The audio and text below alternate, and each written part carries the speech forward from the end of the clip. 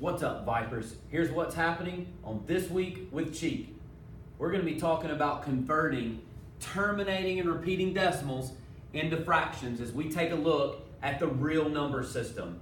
The real number system has two groups of numbers, rational and irrational. Our lesson's going to focus on rational numbers. So we want to make sure you understand what a rational number is. A rational number is any number that can be written as a fraction. So let's take a look at some decimals and learn how to write them as a fraction. We're first going to look at two examples of terminating decimals. I've got some guided step-by-step instruction as we go through our first example. So let's get started. Step number one, identify the place value of the digit furthest to the right.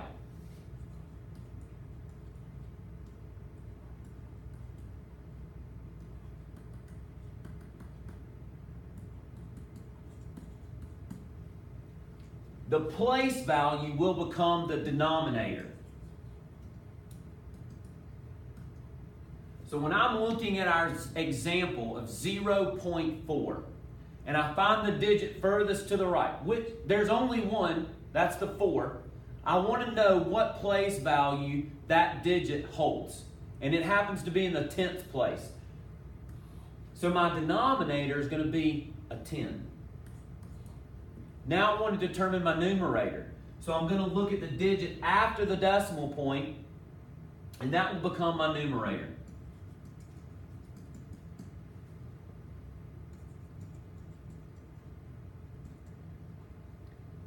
So after the decimal point, the number 4, that becomes the numerator. Last step, we want to make sure we simplify our fraction. Create an equivalent fraction in simplest terms.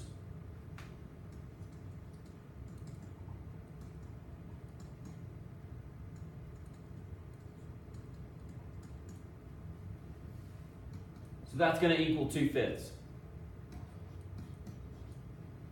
On to example 2. This time we're looking at 0.25. Same steps, so let's get started. Identify the place value of the digit furthest to the right. This time we have two digits to the right of the decimal. So we want to take a look at the 5. It's the furthest one to the right. And then determine what place value that 5 is holding.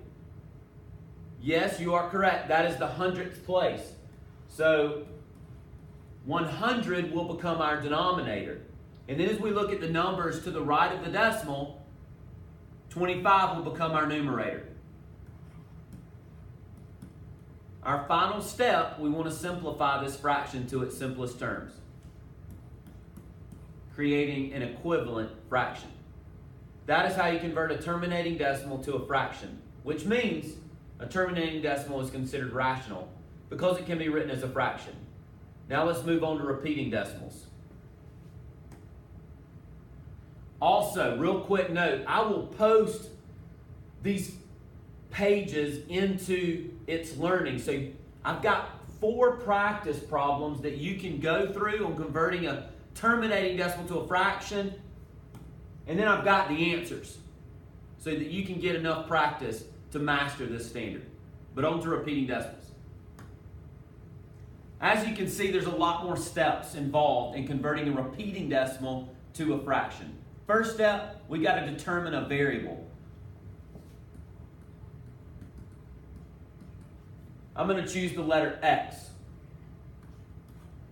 We're then going to take that variable and create an equation setting it equal to the decimal.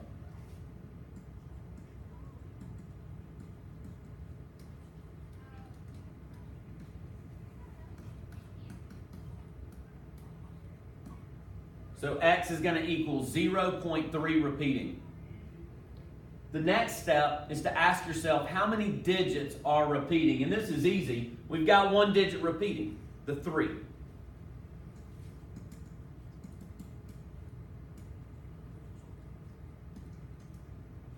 Once you know how many digits repeat, that helps you determine what power of 10 you'll need to multiply by. Again, since there's one digit, we're going to multiply by 1 power of 10.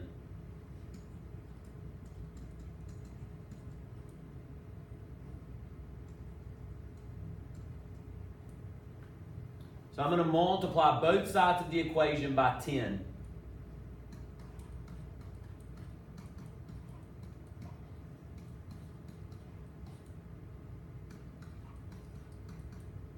Now, what I want to do on this side when I multiply by 10 is, first of all, I'm going to move the decimal one place to the right. Multiplying by a power of 10 moves the decimal one place to the right.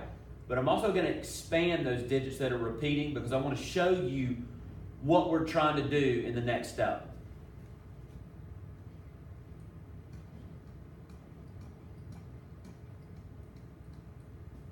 Step 5. Now we're going to subtract. And we want to subtract the variable from one side and the repeating decimal from the other side. So we're going to subtract x, and then we're going to subtract what x is equal to,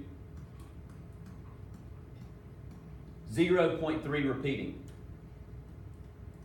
As you can see, I've expanded our digits that are repeating because I want you to see how they eliminate.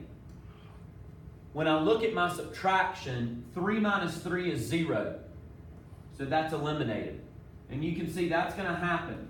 Eliminating my digits that are repeating. Leaving us with 3 minus 0, which is 3. 10x minus x, remember there's a 1, understood, leaves us with 9x. Our last step is to solve for the variable. And then write an equivalent fraction in simplest terms.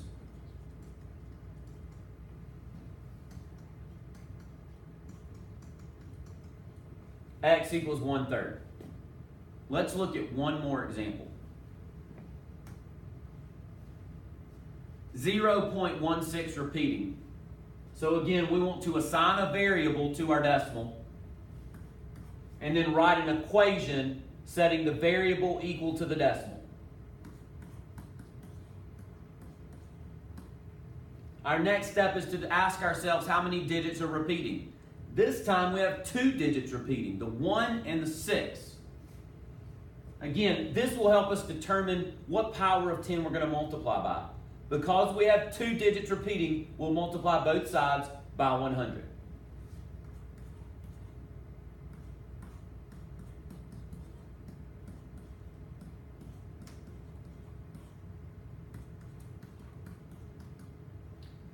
Now when I multiply by 100, this decimal is going to move 2 places to the right. And again, I'm going to expand our decimal so you can see the repeating digits eliminate.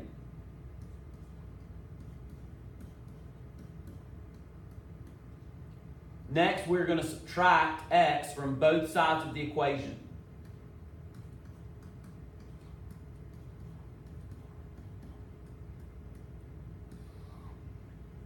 And once again, you can see our repeating digits of 161616 will eliminate here, leaving us 16 minus 0, which is 16, 100x minus x, which is 99x.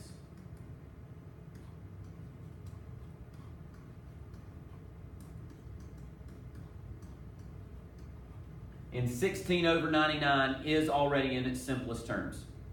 So once again, what we've proven here is that a repeating decimal can be written as a fraction.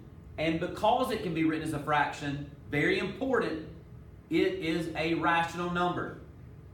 It is a rational number. Just like the terminating decimal, I've left a page of practice problems that I'll post in It's Learning along with an answer key so that you can get some more practice. Quick summary. We've got the real number system. We've got rational numbers and irrational numbers. This lesson focused on rational numbers. Rational number, any number that can be written as a fraction, is considered rational.